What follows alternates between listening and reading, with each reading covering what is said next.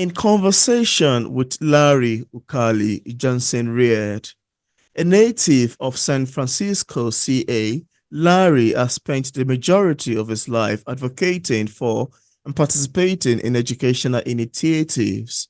As the author of 8 books, he focuses his commentaries on cultural, political, local, national, and international issues. A prolific writer, powerful communicator, and sought after speaker, Larry is available for lectures, interviews, speaking, and media engagement. And on today's episode of Auto Interview, it's my utmost pleasure and joy to have on the show today Larry Ukali Johnson Reard. How are you doing, Larry? I am doing fine, Peter. And how are you doing, Peter?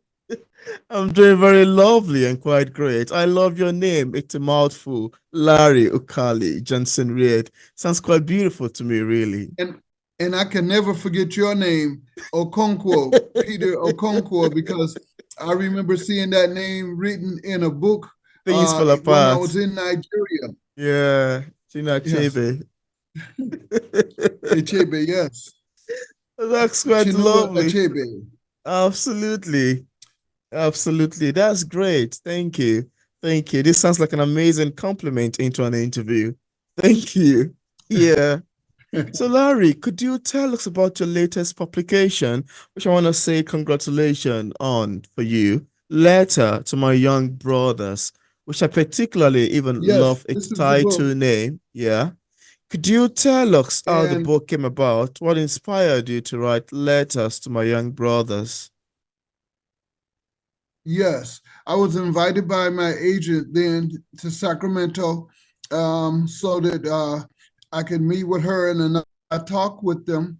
The other sister was saying about how her grandson had killed himself. And so Oh. they were saying that there is a issue of Black boys killing themselves now, which never existed when I was growing up.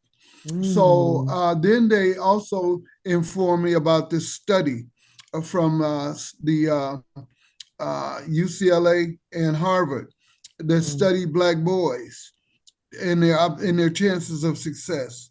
And what they said the study concluded was that Black boys in America had the worst chance of success. Wow. So that gave me the inspiration Ocean. to go against that study Wow. because that study couldn't be correct because Black boys are dynamic and Black boys have energy and Black boys are good boys. Yeah. So can encourage Black boys to do better in school. Mm. And being a teacher and a vice principal as well as a principal, I had seen some Black male failures. So Mm. I just wanted to put all the secrets I knew, all the tips I knew into a book that Mm. if the Black boy reads it, he would then pass every class. And that was what, led to this book called Letter to My Young Brothers and Their Parents. Wow. I love Now, the most. what I do, what I do in the book Mm. is I give the Black boys a chance to be themselves, to be heard, and also to make sure every August 1st they go to Google or uh, to any other website that will give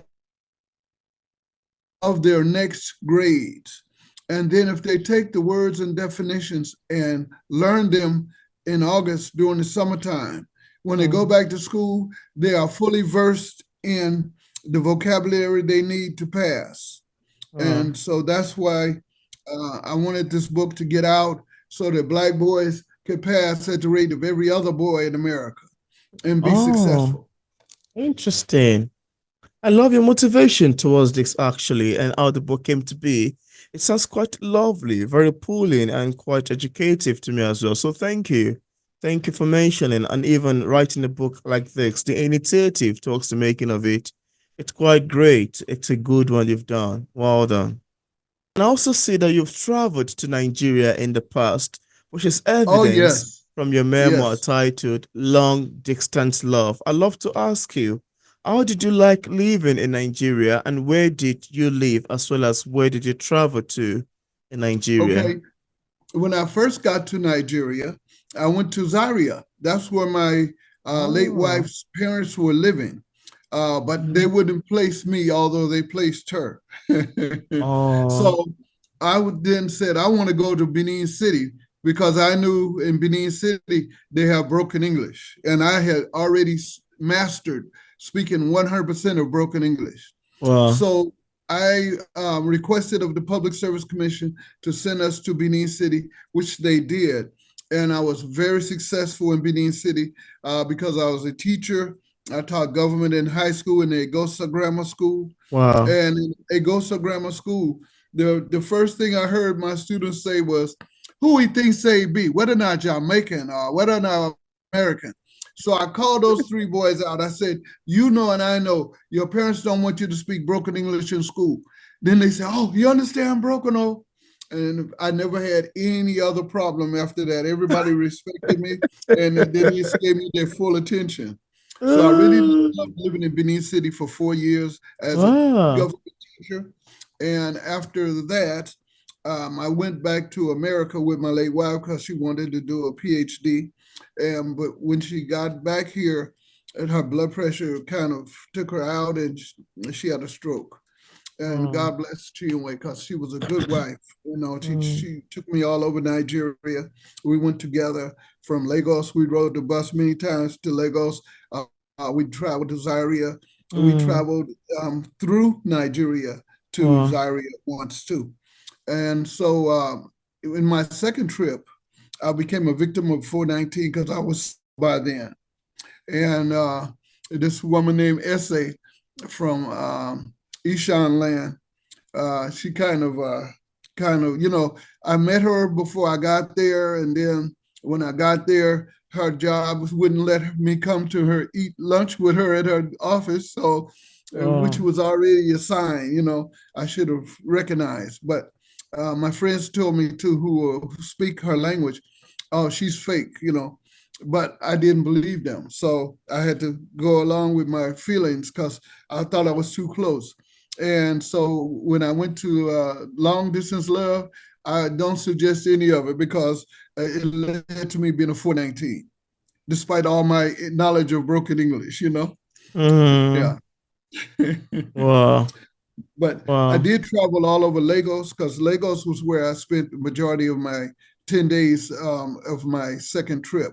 And Interesting. then we did travel to Benin City, and we traveled to Ubiaja, where Iguabor, one of my major friends, lived, as well as Ugbesia, Mm, Humphrey Ugbesia, who is a Basi. retired Bendel State House member. And I Oh, talked to him recently because we had left, you know, not been able to talk for about to a year. And then all of a sudden he called. So he said that his 75th birthday party was on YouTube on the Happy Days Studios. So oh, thumbs up to both Humphrey and Magnus Ubesia, they're twins, and also to Iguabo, who helped me learn Benin City. mm. Wow, that's such fun. That sounds like a fun experience you've had. Thank you for Yes, sharing. That sounds quite great. And to know that you've yes, been to Nigeria before, and I mean, my country, it's quite lovely, quite it beautiful is. to know. Yeah, thank you for It is. mentioning. Yes, Thank you. and I And to even love write a book drinking. about it too is something nice too.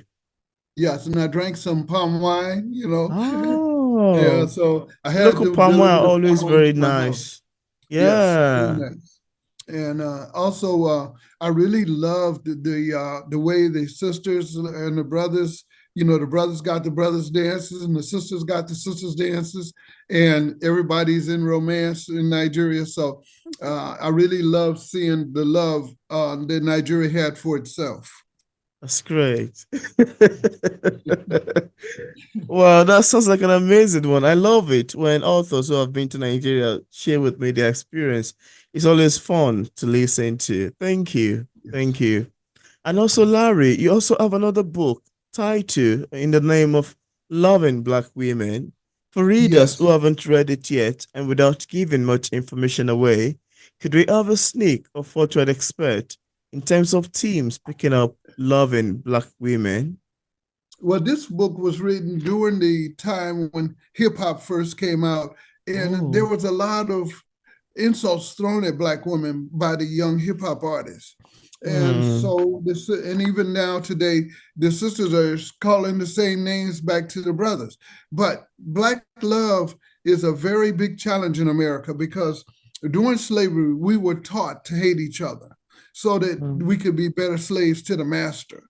And so Mm. as a result, Black boys were saying bad things about Black girls in hip hop and during the 70s and 80s and 90s. And then, I mean, early 2000s, I wrote this book called Loving Black Women. And so it's about Black people loving Black people and meeting that challenge. Because I Mm. saw some parts of that challenge too in Nigeria. You know, some tribes don't like other tribes as much as Yeah. they should, you know. But this was very important to African Americans because without us loving each other, Black men and Black women, we don't seem to make too much progress in America. And Mm. so that's why this book is important. And this book is about the love of a brother for the sister, and also it also is about in the beginning. It starts off talking about Sudan and how at that time Sudan had the South was trying to break away from the North, Mm. and now The war. the war, and then now they actually have two separate countries, but each group has met disparity with each other. So in the south of Sudan now, they're fighting against each other. And then in the north of Sudan, they're fighting against each other. And so that just really blows up the challenge that Black people all over the world have to love each other, because Mm. we have not loved each other enough. And that's why we are where we are. And if we want to move forward, we got to show more love to each other. Absolutely. Yeah. And that's what this Absolutely. book. Well, I love your take on this, actually. It sounds quite great to me and very educative. And that's very true of what you've said. It's very, very true. It's the deep arch uncommon and real reality that we've got out there today. So thank you for mentioning. And I'd And love these to, books are yeah, my books are all available at Amazon.com Kindle. And yeah, so they can buy, even if you're in Nigeria, you can buy the book for $2.99 and it'll be emailed to you. that's So it's great. again at Amazon.com Kindle. And I'm in the process of making this an audio book now. Mm, So it's already been recorded and it's being made into an audio book so that you could actually listen to the book without even having to read it. Because a lot of yeah, people prefer audio books to ebooks or, yeah, yeah, paperbacks even. Yeah, absolutely. That's great. That's great. yeah, It is also evident that you're a poet from your book, History to Destiny through Afrocentric Poetry, whose title is yes. quite beautiful to me, really. And I would like to ask you, how does it feel to be an author exploring different genres and themes? I mean, you have explored the nonfiction and poetry category. Is there one that you love, or would I say cherish over another? Which do you find easier to write or than the other? Would you like to talk about that?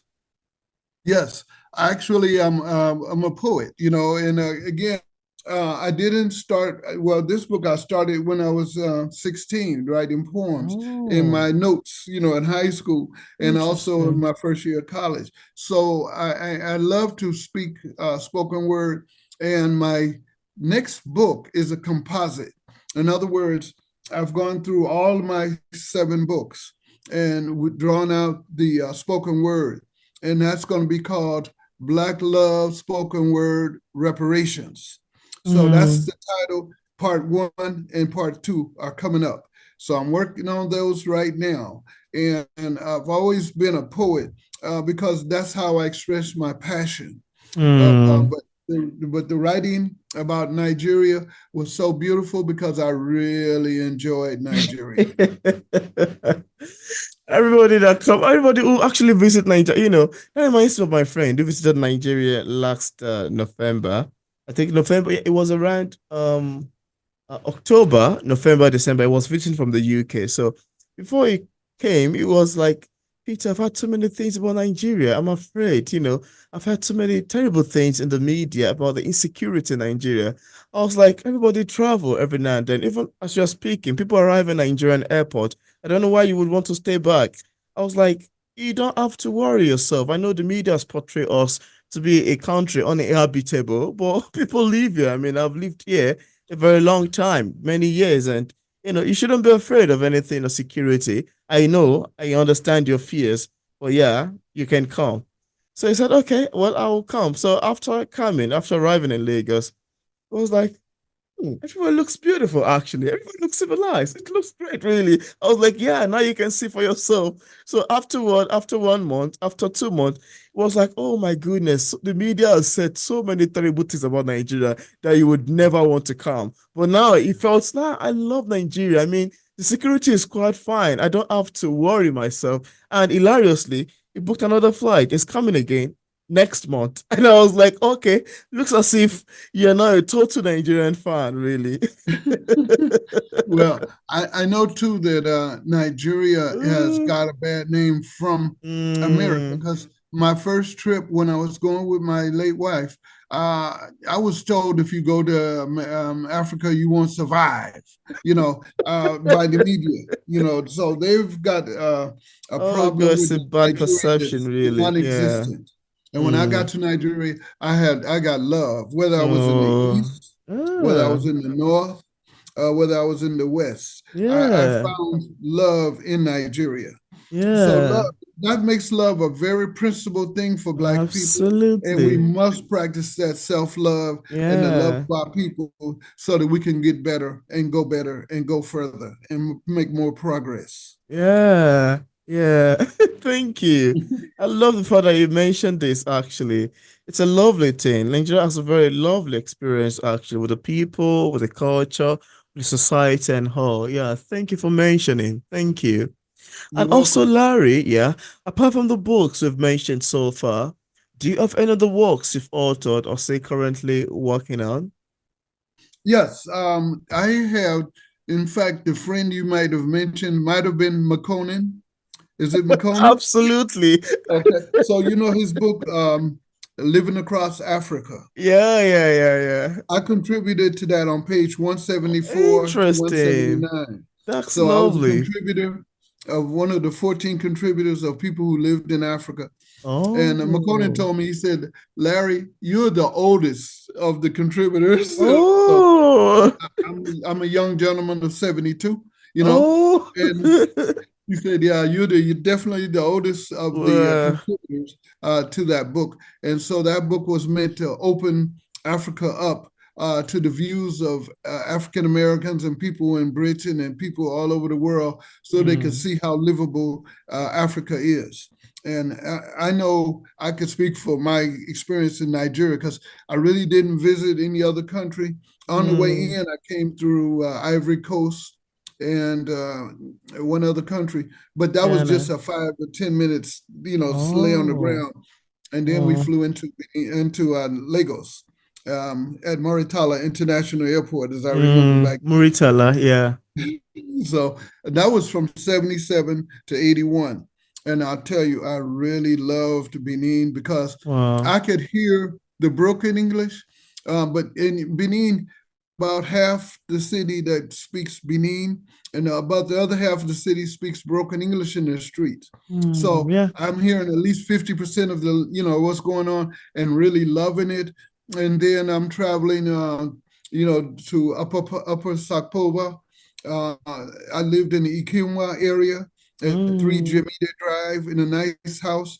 And it was just a wonderful visit. And interesting. my students, they appreciated my lecturing in government so much that Wow. in 2015, they invited me to London. And Oh, that's where they gave me thanks and praise for being a good government teacher. So that interesting. was all the students from Egosa Grammar School, which is on Oh, New Lagos Road in Benin City. interesting. Wow, you Yes, had a very great time there. yes, yes, That's I did. beautiful. That's beautiful. And I love the fact that you mentioned the broken English with Benin. Yeah, because Benin people are mostly known for the broken English. Yeah. Yeah, Edo, Benin, yeah, they're well known for their broken English language. Yeah, Yeah. this sounds great, actually. And This sounds actually, this. I also went to Umquari, which is in Owerri, Oh, about 20 really? miles from Owerri. And that's where my late Really? wife's family lived, Uzomas. And so we Oh, had to go there to do our native law and customaries because even though we got married in America, yeah. we actually, when we got to Nigeria, when I was speaking with her father in Zaria, he says, well, he says, my people in the East, they say Mm, that you should come there and do native law and custom. And yeah. until you do that, we have to be kind of cautious with you because Yeah. you've only married in America. He says, I understand what an American marriage is because I married in America too, because he had married my mother-in-law in America. He Oh, said, but your marriage won't be final in Nigeria until you go and do your custom marriage yeah. in Umquari.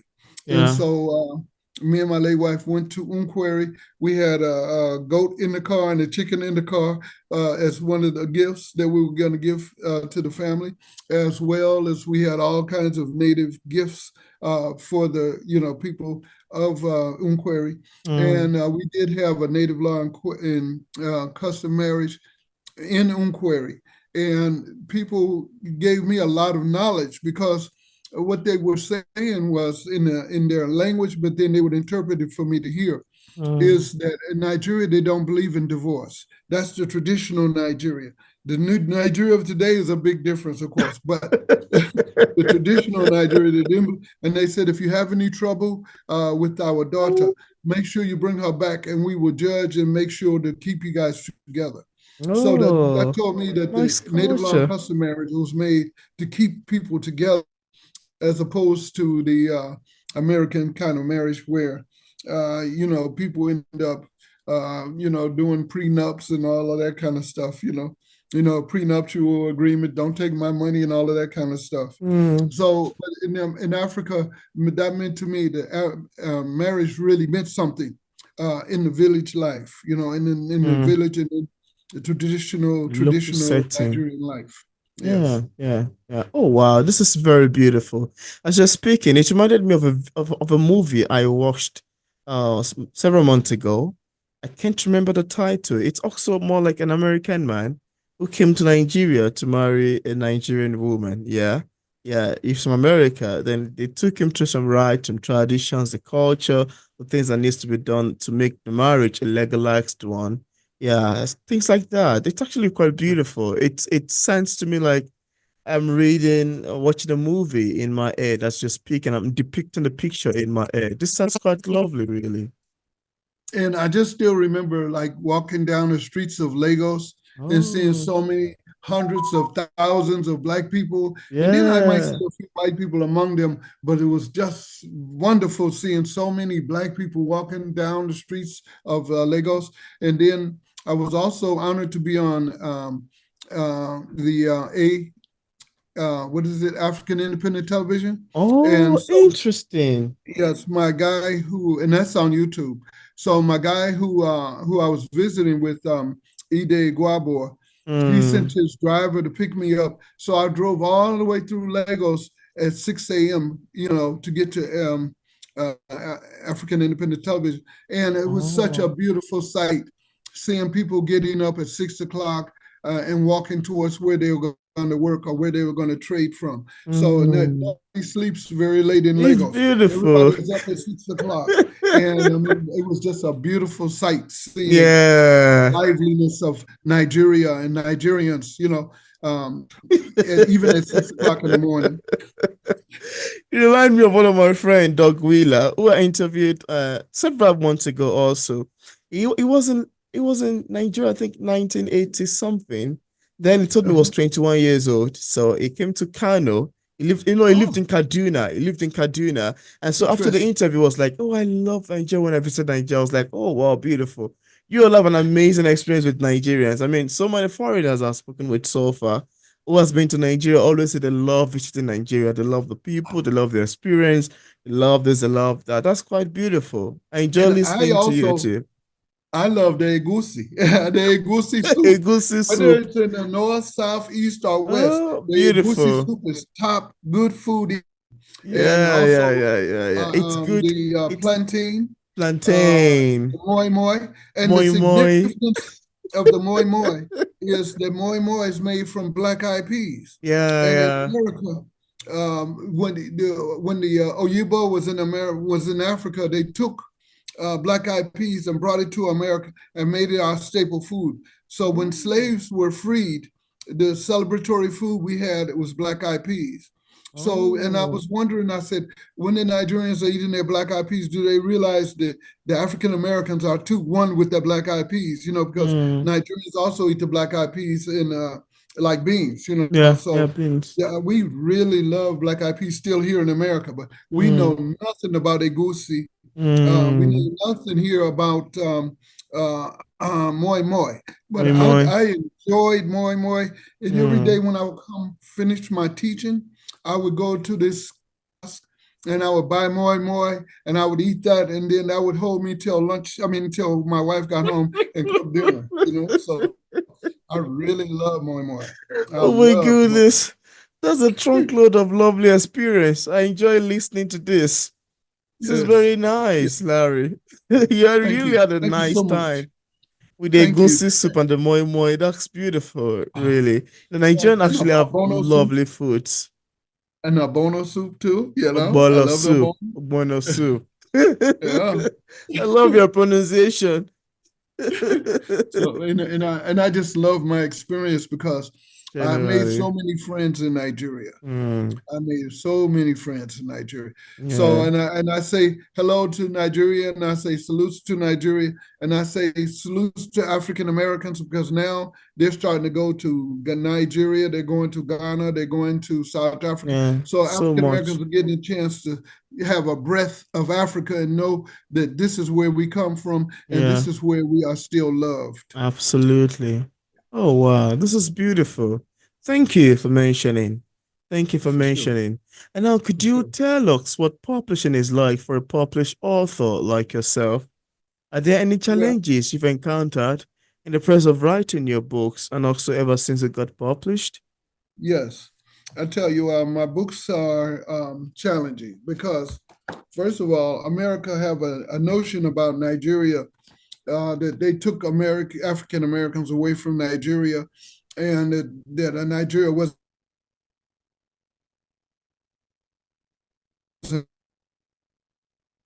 good, and that I've about America and also about the publishing world because I'm not Mm. popular as yet, but I do have something coming up. My book called "Letter to My Young Brothers" is going to Yeah. be interviewed in the New York Times in Oh, September. interesting. So I'm looking forward to that. And the fact is that this book is so important to the study of African Americans because we had when I was graduating from Balboa High School in Mm. 1970, we had a 50% black male dropout rate.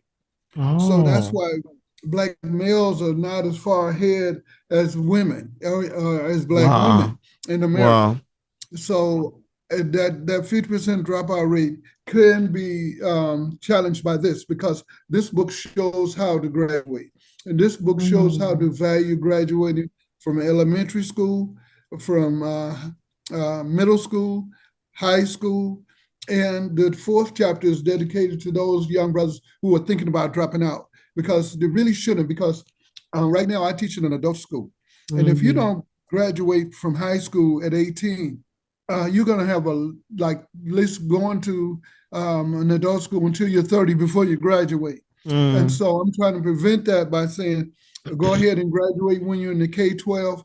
And all you have to do is read this book and follow the advice in this book, because this book will tell you.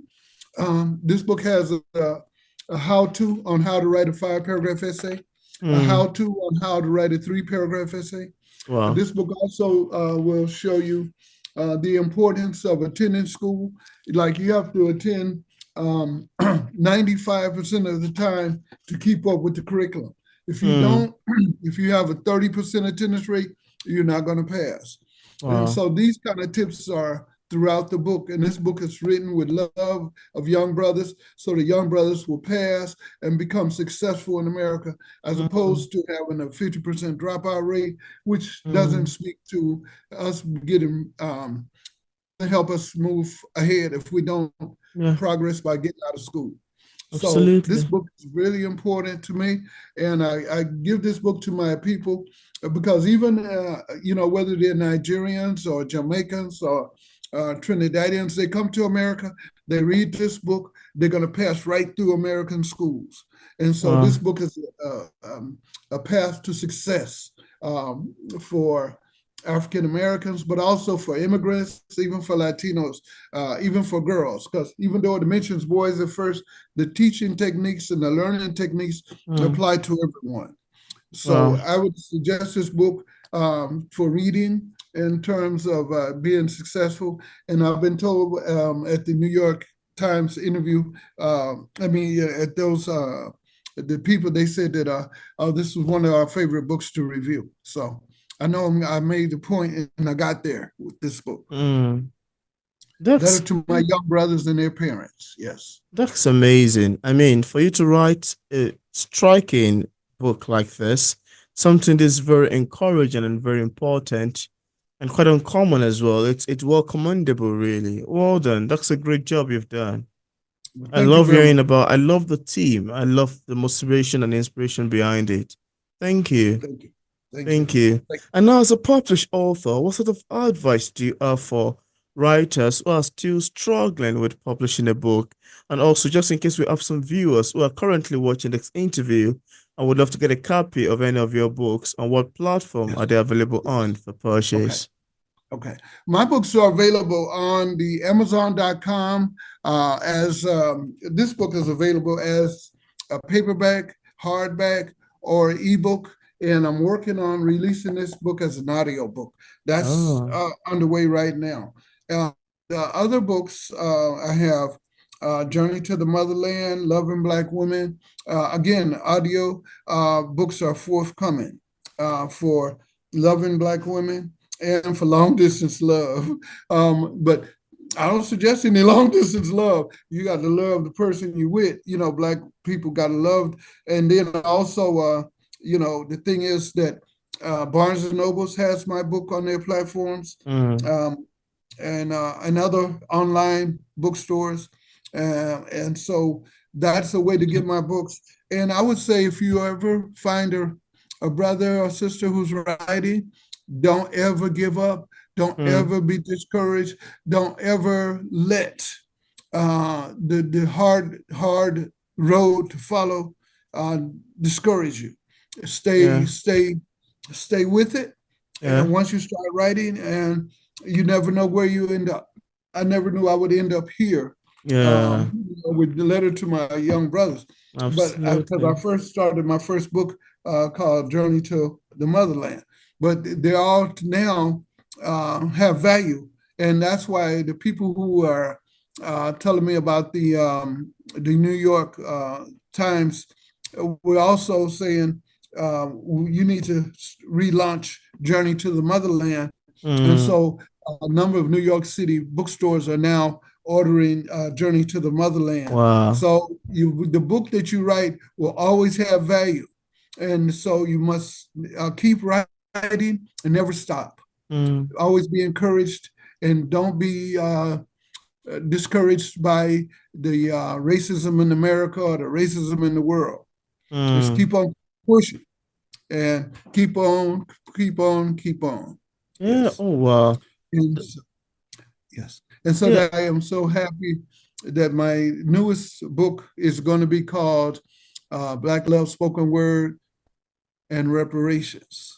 Because we owed reparations, for what was done to our ancestors and our forefathers.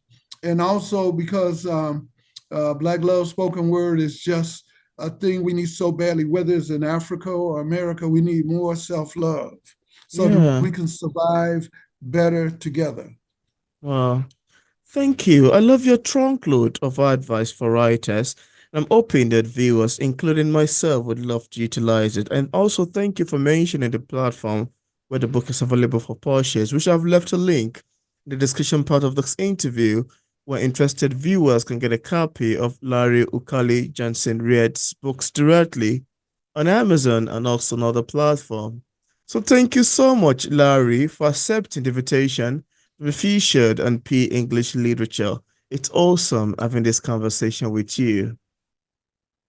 Thank you so much for having me, and I'm so happy we never gave up in our with our troubles, and we finally got through. With We internet, finally got the yeah. interview over. Yes, Absolutely, yeah. yes. Thank you. This was quite fun. Yeah.